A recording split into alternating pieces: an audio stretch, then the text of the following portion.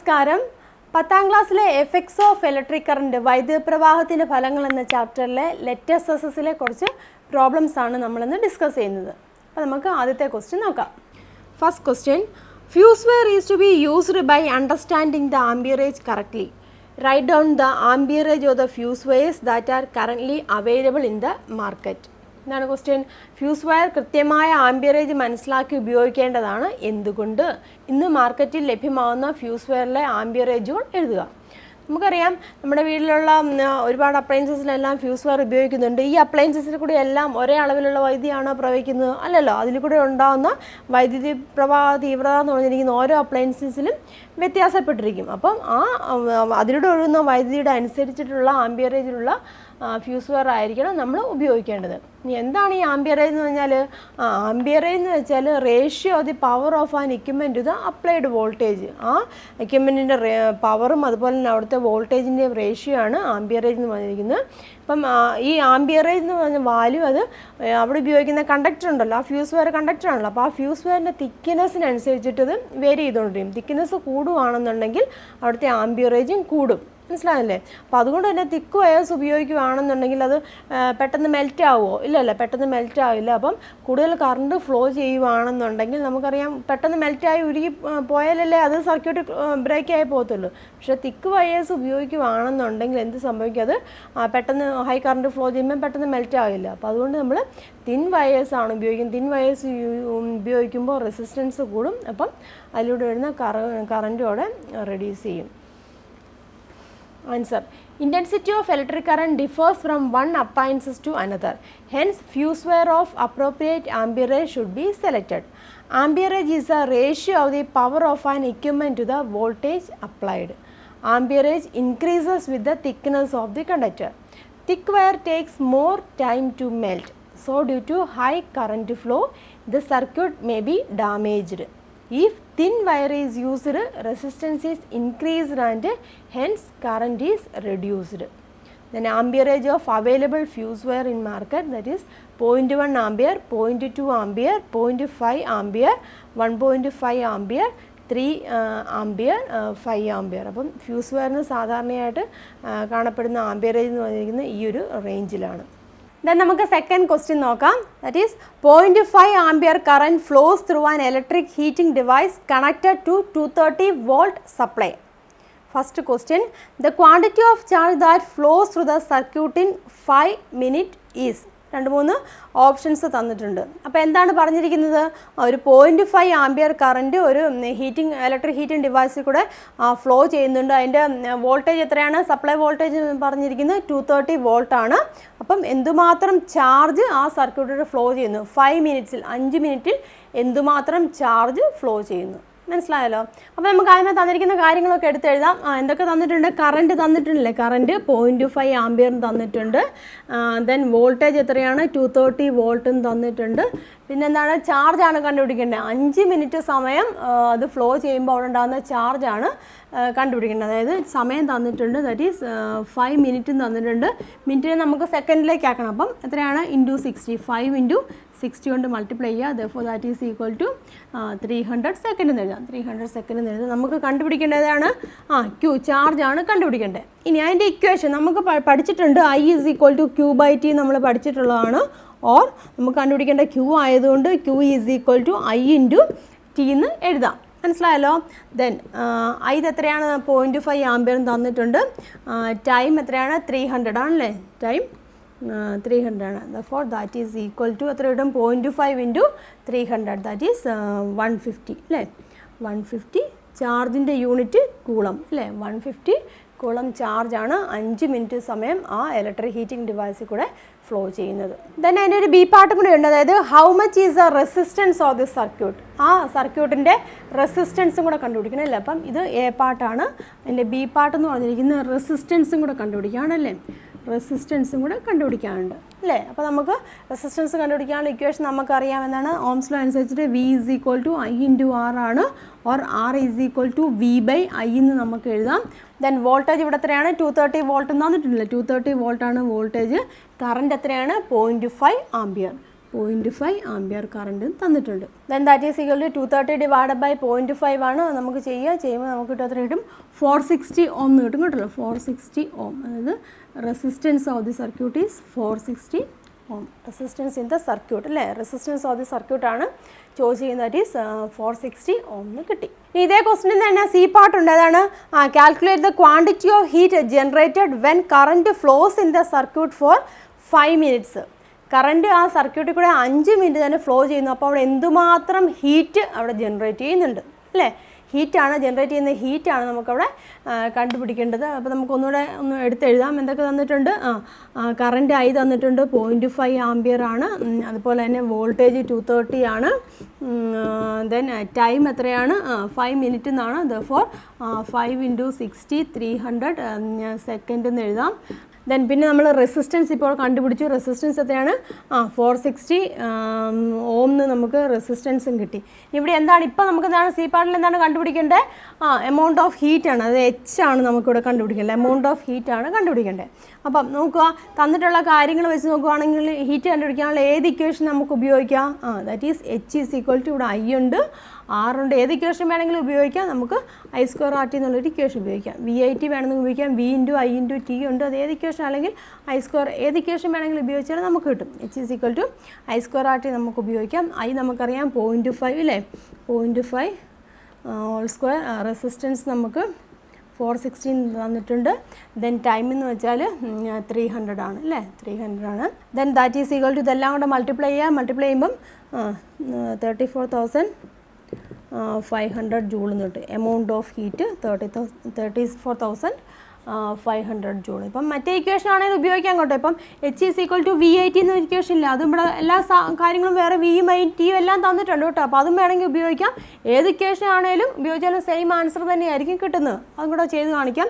V എന്ന് വെച്ചാൽ 230 ആണ്. I ഇവിടെ തന്നിട്ടുണ്ട് 0.5 ആണ്. സമയം എന്ന് വെച്ചാൽ 300 ആണ്. ഇതെല്ലാം കൂടെ മൾട്ടിപ്ലൈ ചെയ്യുക. ഇതെല്ലാം കൂടെ മൾട്ടിപ്ലൈ ചെയ്താൽ നമുക്ക് കിട്ടുന്ന ഏത് വാല്യൂ തന്നെയാണ് ഇത് തന്നെ, 34,500 ജൂൾ. ദെൻ ആ സെക്കൻഡ് ക്വസ്റ്റ്യൻ്റെ എൻ്റെ ഡി പാർട്ട് ഉണ്ട്. How much is the power of the heating device connected to the circuit if we ignore the resistance of the circuit wire? ആ സർക്യൂട്ട് വയറിൻ്റെ റെസിസ്റ്റൻസ് നമ്മളവിടെ ഇഗ്നോർ ചെയ്യുകയാണെന്നുണ്ടെങ്കിൽ, ഒഴിവാക്കുകയാണെന്നുണ്ടെങ്കിൽ ആ ഹീറ്റിംഗ് ഡിവൈസസിൻ്റെ പവർ എത്രയാണെന്നാണ് ചോദിച്ചിരിക്കുന്നത്. അപ്പോൾ തന്നിട്ടുള്ള കാര്യങ്ങളൊക്കെ എടുത്തെഴുതുക. കറണ്ട് 0.5 ആംബിയറാണ്, വോൾട്ടേജ് 230 ആണ് നമുക്കറിയാം. ഇവിടെ കണ്ടുപിടിക്കാൻ പവറാണ് ചോദിച്ചിരിക്കുന്നത്, റെസിസ്റ്റൻസ് വേണ്ടാന്ന് പറഞ്ഞിട്ടുണ്ട്. അപ്പം പവറിൻ്റെ ഇക്വേഷൻ നമുക്കറിയാം, P is equal to V × I ആണ് നമുക്കറിയാം. ദെൻ സബ്സ്റ്റിറ്റ്യൂട്ട് ചെയ്യുക. 230 ആണ് വോൾട്ടേജ്, കറണ്ട് 0.5 ആണ്. മൾട്ടിപ്ലൈ ചെയ്യുമ്പോൾ നമുക്ക് കിട്ടും 115 വാട്ട് എന്ന് കിട്ടും. അതായത് റെസിസ്റ്റൻസ് നമ്മളിവിടെ കംപ്ലീറ്റ് ആയിട്ട് അവോയ്ഡ് ചെയ്ത്, റെസിസ്റ്റൻസ് ഇല്ലാതെ ആ ഹീറ്റിംഗ് ഡിവൈസസ് കണക്ട് ചെയ്യുകയാണെന്നുണ്ടെങ്കിൽ അവിടെ ഉപയോഗിക്കുന്ന power, that is power P is equal to 115 watt. Third question, according to Joule's law, the heat generated due to the flow of current is H is equal to I²RT. Will the heat developed increase on increasing the resistance without changing the voltage? Explain. എന്താണ്? Joule നിയമപ്രകാരം വൈദ്യുതി പ്രവഹിക്കുന്ന സർക്യൂട്ടിൽ ഉൽപ്പാദിപ്പിക്കപ്പെടുന്ന താപം എന്ന് പറയുന്നത് H is equal to I²RT ആണ്. അപ്പോൾ ഉപകരണം പ്രവർത്തിക്കുന്ന വോൾട്ടതയിൽ വ്യത്യാസം വരുത്താതെ പ്രതിരോധം വർദ്ധിപ്പിച്ചാൽ താപം വർദ്ധിക്കുമോ? അതാണ് ചോദിച്ചിരിക്കുന്നത്. മനസ്സിലായല്ലോ? അപ്പോൾ എന്താണ് answer? Heat developed will not increase. അവിടെ ഉണ്ടാകുന്ന ഹീറ്റ് ഇൻക്രീസ് ചെയ്യുന്നില്ല, അവിടെ ഉണ്ടാകുന്ന ഹീറ്റിൻ്റെ എമൗണ്ട് അവിടെ കൂടുന്നില്ല. അതിന് കാരണം എന്താണ്? ഇവിടെ പ്രത്യേകം പറഞ്ഞിട്ടുണ്ട്, വോൾട്ടേജ് കോൺസ്റ്റൻ്റ് ആണല്ലോ, വോൾട്ടേജിന് ചേഞ്ച് ഒന്നും വരുത്തുന്നില്ല. അപ്പോൾ വോൾട്ടേജ് കോൺസ്റ്റൻ്റ് ആണ്. വോൾട്ടേജ് കോൺസ്റ്റൻ്റ് ആയിരിക്കുമ്പോൾ എന്ത് സംഭവിക്കും? റെസിസ്റ്റൻസ് കൂടുകയാണെന്നുണ്ടെങ്കിൽ റെസിസ്റ്റൻസും ഹീറ്റും എങ്ങനെയാണ്? Amount of heat inversely proportional ആണ്. അപ്പം കോൺസ്റ്റൻറ്റ് വോൾട്ടേജ് ആക്കിക്കൊണ്ട് റെസിസ്റ്റൻസ് ഇൻക്രീസ് ചെയ്താൽ ഹീറ്റ് എങ്ങനെയായിരിക്കും? ഹീറ്റ് അവിടെ കുറയും. മനസ്സിലാകുന്നുണ്ടല്ലോ? അപ്പം കൂടുതൽ ഹീറ്റ് അവിടെ ഡെവലപ്പ് ചെയ്യുന്നില്ല. Answer, heat developed will not increase because at constant voltage heat decreases on increasing the resistance. Then നമുക്ക് നെക്സ്റ്റ് ക്വസ്റ്റ്യൻ നോക്കാം. അതായത് fourth question, that is the table shows details of an electric heating device design to working 230 volt. Complete the table by calculating the change in the heat and power on changing the voltage and resistance of the device. Analyze the table and answer the following questions. അപ്പോൾ എന്താണ് പറഞ്ഞിരിക്കുന്നത്? ഇവിടെ ഒരു table തന്നിട്ടുണ്ടല്ലേ, ടേബിളിൽ വോൾട്ടേജും റെസിസ്റ്റൻസും, voltage അതുപോലെ തന്നെ പ്രതിരോധവും തന്നിട്ടുണ്ട്. അപ്പം ഇവിടെ എന്താണ് ചോദിച്ചിരിക്കുന്നത്? ഇവിടെ വോൾട്ടേജ് എല്ലായിടത്തും ഒരുപോലെയാണ്? അല്ല, ഇവിടെ 230 3 കേസിൽ 230, അതുപോലെ തന്നെ ഇവിടെ വേരിയേഷൻ വന്നിട്ടുണ്ട്. അതുപോലെ തന്നെ റെസിസ്റ്റൻസിന് ഇവിടെ വേരിയേഷൻ വന്നിട്ടുണ്ട്. അപ്പം ഈ റെസിസ്റ്റൻസും വോൾട്ടേജും ചേഞ്ച് ചെയ്യുന്നതനുസരിച്ചിട്ട് അവിടെ ഉണ്ടാകുന്ന താപം, ഹീറ്റും അതുപോലെ തന്നെ പവറും കണ്ടുപിടിക്കാനാണ് ചോദിച്ചിരിക്കുന്നത്. മനസ്സിലായല്ലോ? എന്നിട്ട് ഈ ടേബിൾ കംപ്ലീറ്റ് ചെയ്യാൻ ചോദിച്ചിരുന്നു. പിന്നെ അതിൻ്റെ കൂട്ടത്തിൽ കുറച്ച് ക്വസ്റ്റ്യൻസും ഉണ്ട്. അപ്പം നമുക്ക് ആദ്യം ഈ ടേബിൾ ഒന്ന് കംപ്ലീറ്റ് ചെയ്തിട്ട് ബാക്കി ക്വസ്റ്റ്യൻസ് നോക്കാം. അപ്പോൾ ഇവിടെ നോക്കുക, ഇവിടെ ആദ്യത്തെ ഒരു കേസ് ഇവിടെ തന്നിട്ടുണ്ട്. അതായത് വോൾട്ടേജ് 230 വോൾട്ട് ആണ്, റെസിസ്റ്റൻസ് എന്ന് പറഞ്ഞിരിക്കുന്നത് 57.5 ഓം ആണ്. then അവിടുത്തെ കറണ്ട് കണ്ടുപിടിക്കുക. കറണ്ട് V/R ഉപയോഗിച്ചിട്ടാണ് നമ്മൾ കറണ്ട് കണ്ടുപിടിക്കുന്നത്. ഡിവൈഡ് ചെയ്ത് വെച്ചാൽ മതി. അതായത് 230 ഡിവൈഡ് ബൈ 57.5 ചെയ്യുമ്പോൾ നമുക്ക് അവിടുത്തെ കറണ്ട് കിട്ടും. അത് 4 ആംപിയർ തന്നിട്ടുണ്ട്. ദെൻ അവിടുത്തെ ഹീറ്റ്, അവിടെ ഉൽപ്പാദിപ്പിക്കുന്ന ഹീറ്റ്. അതുപോലെ ഓർക്കേണ്ട കാര്യം, ഇവിടെ ഹീറ്റ് ജനറേറ്റഡ് ഇൻ 1 സെക്കൻഡ് ആണ് കേട്ടോ. ഞാനിവിടെ എഴുതിയെന്നില്ല എന്നുള്ളൂ. ടേബിളിൽ, ടെക്സ്റ്റ് ബുക്കിലെ ടേബിളിൽ പറഞ്ഞിട്ടുണ്ട് ഹീറ്റ് ജനറേറ്റഡ് ഇൻ 1 സെക്കൻഡ്. 1 സെക്കൻഡിൽ ഉണ്ടാകുന്ന ഹീറ്റാണ് കണ്ടുപിടിക്കേണ്ടത്. അതുപോലെ തന്നെ അവിടെ ഉണ്ടാകുന്ന 1 സെക്കൻഡിൽ ഉണ്ടാകുന്ന പവറുമാണ് കണ്ടുപിടിക്കേണ്ടത് കേട്ടോ. അപ്പോൾ ഇവിടുത്തെ ടൈം എന്ന് പറഞ്ഞാൽ എത്രയാണ്? ഇവിടെ ടൈം എന്ന് വെച്ചാൽ 1 സെക്കൻഡാണ്. അത് ഓർത്തിരിക്കും കേട്ടോ.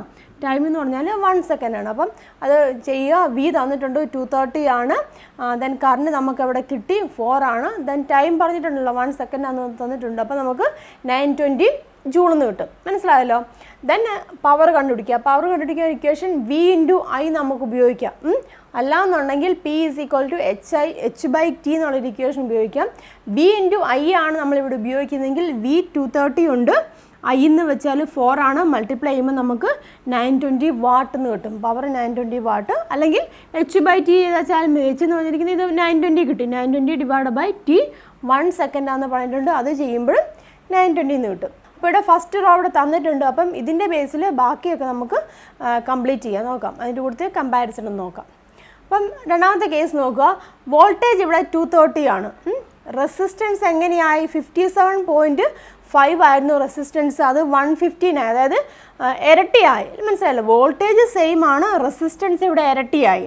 ദെൻ അവിടുത്തെ കറണ്ട് കണ്ടുപിടിക്കുക. I = current equation I = V/R ആണ് കണ്ടുപിടിക്കുക. ദാറ്റ് ഈസ് വോൾട്ടേജ് 230 ആണ്.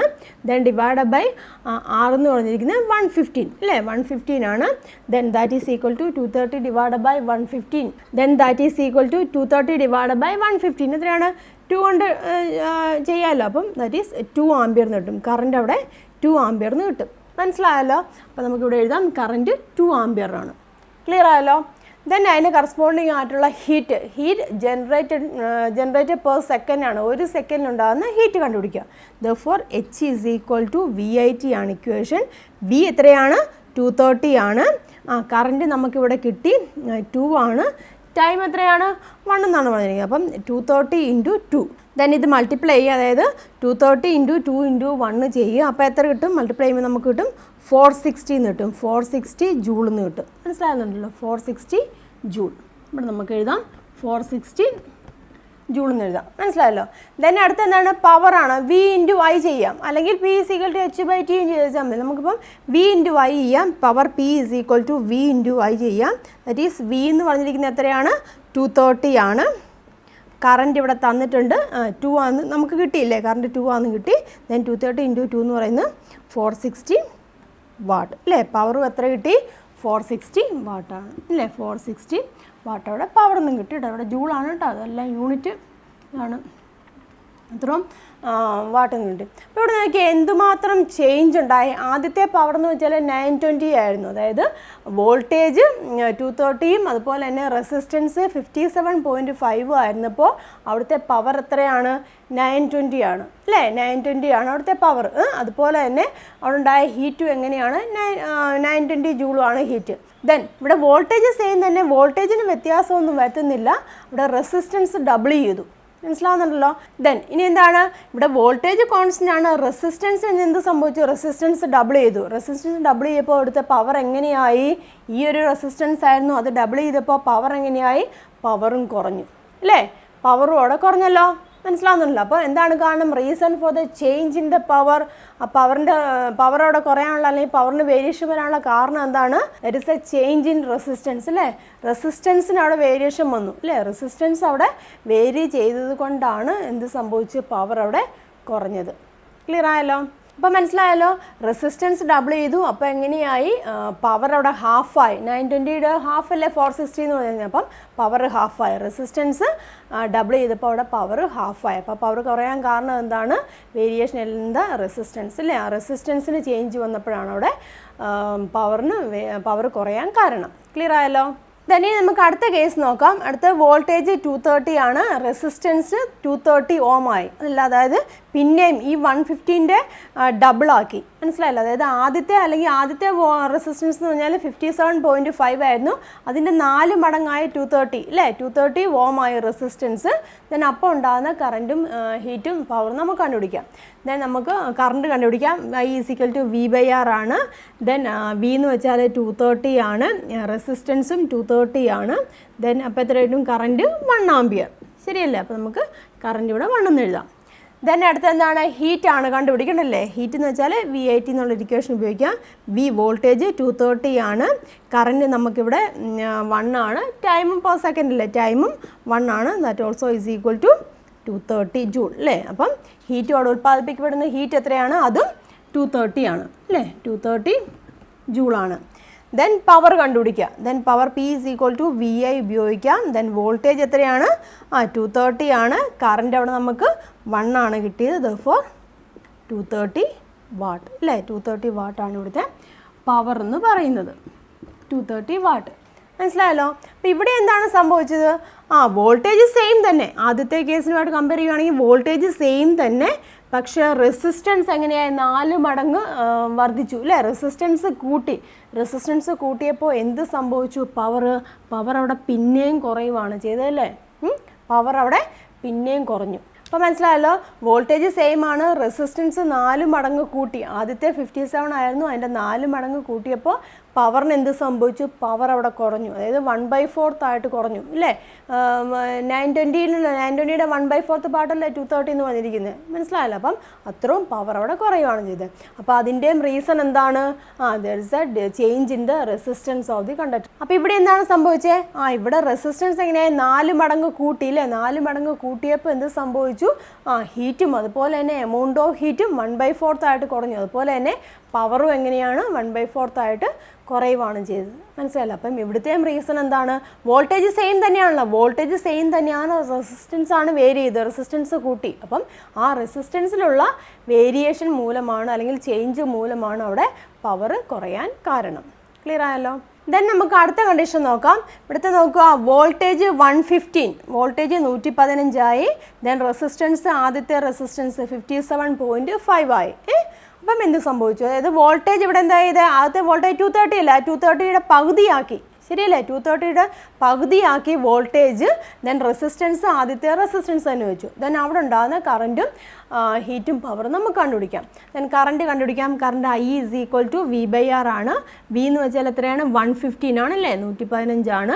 റെസിസ്റ്റൻസ് എന്ന് വെച്ചാൽ 57.5 ആണ്. Then that is equal to എത്രയാണ്, 2 അല്ലേ, 2 ആംപിയർ എന്ന് കിട്ടി. ദെൻ ഹീറ്റ് കണ്ടുപിടിക്കാം. H = VIT ആണ്. V 115 ആണ്. I നമുക്കിവിടെ കിട്ടി 2 ആണ്. ടൈം 1 തന്നെ. ഫോർ എത്രയാണ്, 115 × 2 എന്ന് പറയുമ്പം 230 അല്ലേ, 230 ജൂൾ എന്ന് കിട്ടി. ദെൻ അതുപോലെ തന്നെ പവർ, അതായത് ഇവിടെ കറണ്ട് എത്രയാണ്, 2 ആംപിയർ കറണ്ട്. ദെൻ ഹീറ്റ് എന്ന് പറഞ്ഞിരിക്കുന്നത് 230 ജൂള്. ദെൻ പവർ കണ്ടുപിടിക്കാം. Power P = V × I. V എന്ന് പറഞ്ഞിരിക്കുന്നത് 115 ആണ്. I എന്ന് വെച്ചാൽ 2 ആണ്. ദാറ്റ് ഓൾസോ = 230 വാട്ട് അല്ലേ, 230 വാട്ട് നമുക്ക് കിട്ടി. 230 വാട്ട്. മനസ്സിലായല്ലോ.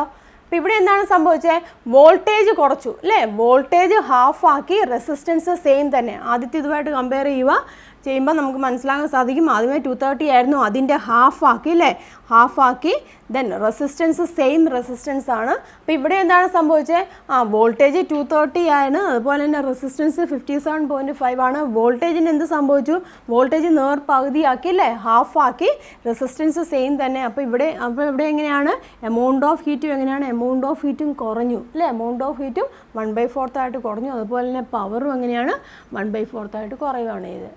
മനസ്സിലായല്ലോ. അപ്പോൾ ഇവിടെ എന്താണ്, ഇവിടുത്തെ പവറിന് വേരിയേഷൻ വരാൻ കാരണം എന്താണ്, that is A difference in the അല്ലെങ്കിൽ ചേഞ്ച് ഇൻ ദ വോൾട്ടേജ് അല്ലേ, വോൾട്ടേജിലെ വ്യത്യാസം അല്ലേ. ആദ്യത്തെ ഇതാണ് ഇവിടെ ആദ്യത്തെ കേസിൽ പറയുകയാണെന്നുണ്ടെങ്കിൽ വോൾട്ടേജിന് അവിടെ വ്യത്യാസം സംഭവിച്ചു. വോൾട്ടേജിന് വ്യത്യാസം സംഭവിച്ചുകൊണ്ടാണ് അവിടെ പവറിന് ചേഞ്ച് വരാൻ കാരണം. അതായത് 920 ആയിരുന്ന പവർ 230 വാട്ട് ആവാൻ കാരണം എന്താണ്? വോൾട്ടേജിലുള്ള വ്യത്യാസം. ദെൻ നെക്സ്റ്റ് നോക്കാം. അതായത് വോൾട്ടേജ് 460 വോൾട്ട്, അതുപോലെ റെസിസ്റ്റൻസ് 57.5. അതായത് വോൾട്ടേജ് എങ്ങനെയാണ് ഇവിടെ ചെയ്തത്? ഡബിൾ ആക്കി, അതായത് 230യുടെ ഡബിൾ ആക്കി, വോൾട്ടേജ് ഡബിൾ ചെയ്തു, റെസിസ്റ്റൻസിൻ്റെ വാല്യൂ സെയിം തന്നെ. അപ്പോൾ നമുക്ക് കറണ്ട് കണ്ടുപിടിക്കാം. Current I = V/R. V എന്ന് വെച്ചാൽ 460 ആണ്. ദെൻ റെസിസ്റ്റൻസ് 57.5 ആണ് അല്ലേ. അപ്പോൾ എത്ര കിട്ടും? Then that is equal to 460 divide by 57.5 എത്ര കിട്ടും? ഡിവൈഡ് ചെയ്യുമ്പോൾ 8 എന്ന് കിട്ടും കേട്ടോ, 8 ആംബിയർ. അപ്പോൾ ഇവിടുത്തെ കറണ്ട് എത്രയാണ്? 8 ആംബിയർ എന്ന് വന്നു. ദെൻ എമൗണ്ട് ഓഫ് ഹീറ്റ് കണ്ടുപിടിക്കുക. V എന്ന് പറഞ്ഞിരിക്കുന്നത് എത്രയാണ്? 460 ആണ്. ദെൻ കറണ്ട് ഇവിടെ 8 എന്ന് വന്നു. ദെൻ ടൈം 1 ആണ്. Then that is equal to 460 × 8 ചെയ്യുക. ദാറ്റ് ഈസ് ഈക്വൽ ടു 3680 എന്ന് പറയും.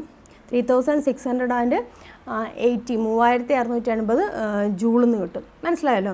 ദെൻ പവർ കണ്ടുപിടിക്കുക. പവർ ഇതുപോലെ തന്നെ 460 ആണ്. 460 ദെൻ കറൻറ്റ് 8 ആണ്. Then that is equal to same value തന്നെയല്ലേ, 3680 വാട്ടിൽ നിന്ന് കിട്ടിയില്ലേ. അപ്പം ഇവിടുത്തെ എമൗണ്ട് ഓഫ് ഹീറ്റ് എങ്ങനെയാണ്? ദാറ്റ് ഈസ് 3680 ജൂള്, 80 വാട്ടും പവർ ഇത്ര കിട്ടും. മനസ്സിലായല്ലോ. അപ്പോൾ ഇവിടെ എന്ത് സംഭവിച്ചു? പവറിന് എന്താണ് സംഭവിച്ചത്? പവർ കൂടി അല്ലേ, പവർ നല്ലവണ്ണം കൂടി. അപ്പം അതിന് കാരണം എന്താണ്? വോൾട്ടേജ് കൂടിയപ്പോൾ അല്ലേ. വോൾട്ടേജ് ഇവിടെ കൂടി, സെയിം റെസിസ്റ്റൻസ് ആണ് അല്ലേ. ആദ്യത്തെ കേസുമായിട്ട് കമ്പയർ ചെയ്യുമ്പോൾ റെസിസ്റ്റൻസ് സെയിം ആണ്, പക്ഷേ ഇവിടെ വോൾട്ടേജ് ഡബിൾ ആക്കി. വോൾട്ടേജ് ഡബിൾ ആക്കിയപ്പോൾ ഇവിടെ എന്ത് സംഭവിച്ചു? പവറും കൂടി. അപ്പോൾ ഇവിടെ എന്താണ് സംഭവിച്ചത്? ഇവിടെ വോൾട്ടേജ് കൂടിയല്ലേ, വോൾട്ടേജ് ഡബിൾ ചെയ്തു. 230 ആയിരുന്ന വോൾട്ടേജ് ഡബിൾ ചെയ്തു. ദെൻ റെസിസ്റ്റൻസ് സെയിം വാല്യൂ തന്നെ. അപ്പോൾ എമൗണ്ട് ഓഫ് ഹീറ്റും പവറിനും എന്ത് സംഭവിച്ചു? പവറും അവിടെ കൂടുകയാണ് ചെയ്തത്, 4 മടങ്ങ് കൂടുകയാണ് ചെയ്തത് അല്ലേ. 920 വാട്ടായിരുന്നു പവർ, അതിൻ്റെ 4 ഇരട്ടി ആവുകയാണ് ചെയ്തത് അല്ലേ. 4 ഇരട്ടി അവിടെ പവർ കൂടി. മനസ്സിലായല്ലോ. അപ്പോൾ ഇവിടെ പവർ, ഇവിടുത്തെ കേസിൽ പവർ കൂടാൻ കാരണം എന്താണ്? വോൾട്ടേജ് അല്ലേ, വോൾട്ടേജിൻ്റെ ചേഞ്ച് മൂലം അല്ലേ. റീസൺ എന്താണ്? That's A change in the voltage. വോൾട്ടേജിലെ ചേഞ്ച് മൂലമാണ് ഇവിടെ പവർ കൂടാൻ കാരണം. അപ്പോൾ മനസ്സിലായല്ലോ. ഈ ടേബിൾ എല്ലാവർക്കും ക്ലിയർ ആയല്ലോ. ആദ്യത്തെ 3 കേസിൽ എങ്ങനെയായിരുന്നു? വോൾട്ടേജ് സെയിം ആക്കി വെച്ചു, റെസിസ്റ്റൻസ് അവിടെ ചേഞ്ച് ചെയ്തു. അപ്പോൾ അതനുസരിച്ചിട്ട് പവറിന് അവിടെ വേരിയേഷൻ വന്നു. ആ വേരിയേഷൻ വരാൻ കാരണം എന്താണ്?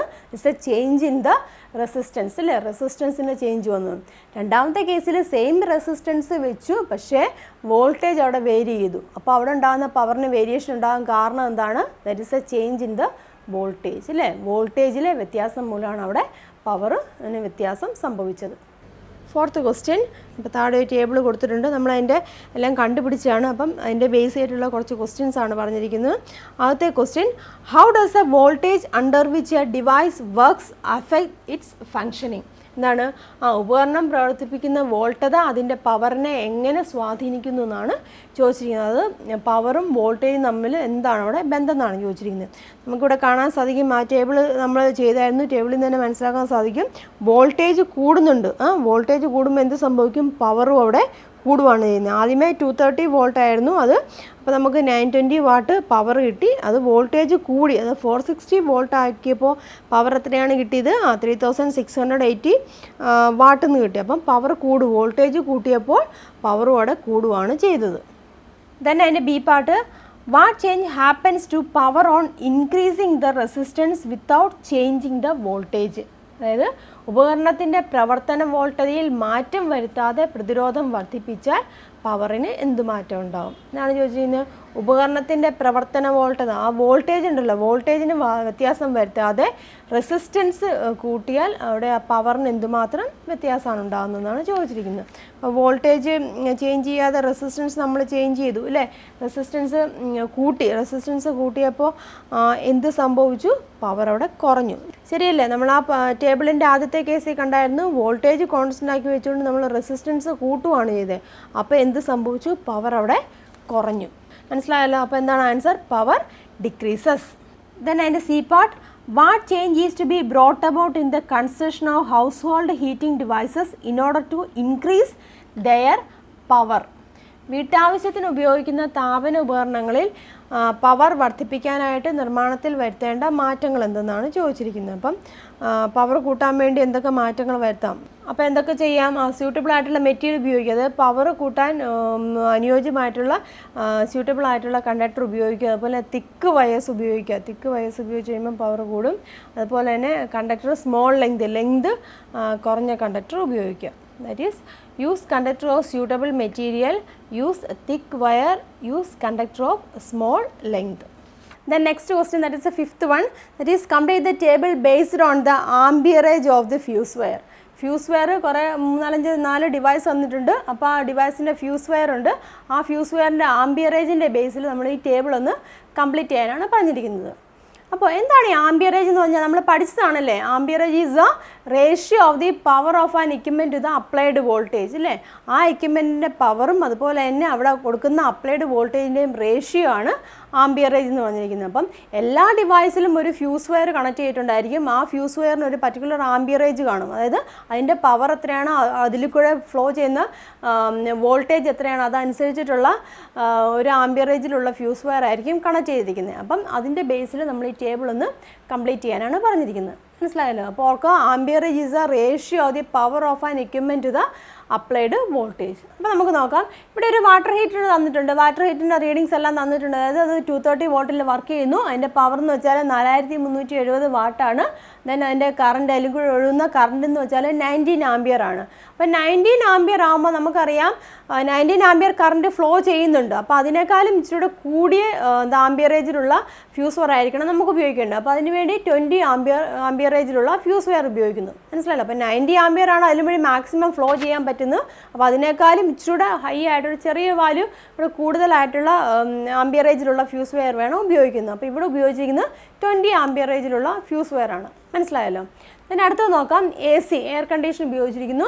ദെൻ അവിടുത്തെ വോൾട്ടേജ് 230 വോൾട്ടാണ് വോൾട്ടേജ്.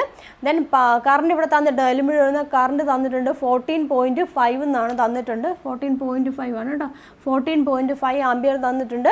ദെൻ പവർ കണ്ടുപിടിക്കുക അല്ലേ. പവർ കാണാനുള്ള ഇക്വേഷൻ P = V × I ആണ്. V എന്ന് വെച്ചാൽ 230 വോൾട്ടാണ്.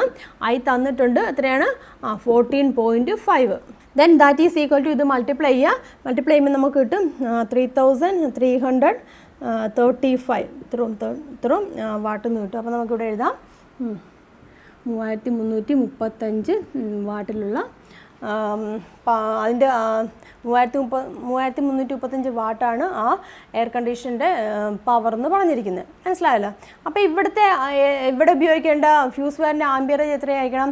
കറണ്ട് എന്തുമാത്രമാണ്? 14.5 ആംബിയർ കറണ്ടാണ് ഫ്ലോ ചെയ്യുന്നത്. അപ്പോൾ അതിനേക്കാൾ ഇച്ചിരി കൂടിയ അളവിലുള്ള ആംബിയറേജിലുള്ള ഫ്യൂസ് വയറാണ് ഉപയോഗിക്കുന്നത്. അപ്പോൾ നമുക്കൊരു 15 ആംബിയറിൻ്റെ ഫ്യൂസ് വയർ ഉപയോഗിക്കാം. മനസ്സിലായല്ലോ. ഇനി ദെൻ ഒരു TV ആണ്. TV 230 വർക്ക് ചെയ്യുന്നു. അതിൻ്റെ പവർ തന്നിട്ടുണ്ട്. അപ്പോൾ നമുക്കിവിടെ എന്താണ് കണ്ടുപിടിക്കേണ്ടത്? കറണ്ട് കണ്ടുപിടിക്കണം അല്ലേ. കറണ്ട് കാണാനുള്ള ഇക്വേഷൻ അറിയാം. I = P/V ആണ്. ദെൻ പവർ തന്നിട്ടുണ്ട് എത്രയാണ്? 57.5. ദെൻ വോൾട്ടേജ് 230 ആണല്ലേ. Then that is equal to ഇത് ചെയ്യുമ്പോൾ എത്ര കിട്ടും? 57.5 / 230 ചെയ്യുക. ദാറ്റ് ഈസ് 1/4 എന്ന് കിട്ടുമല്ലോ. 57.5 × 4 ആണ് 230 എന്ന് പറയുന്നത്. നമ്മൾ കഴിഞ്ഞ ആ ടേബിളിൻ്റെ പ്രോബ്ലത്തിൽ കണ്ടതായിരുന്നു. ഇറ്റ് ഈസ് 1/4 എന്ന് പറയും. ദാറ്റ് ഈസ് ഈക്വൽ ടു 0.25 അല്ലേ. 0.25 ആംബിയർ നമുക്ക് എഴുതാം. ഇവിടുത്തെ കറണ്ട് എത്ര കിട്ടി?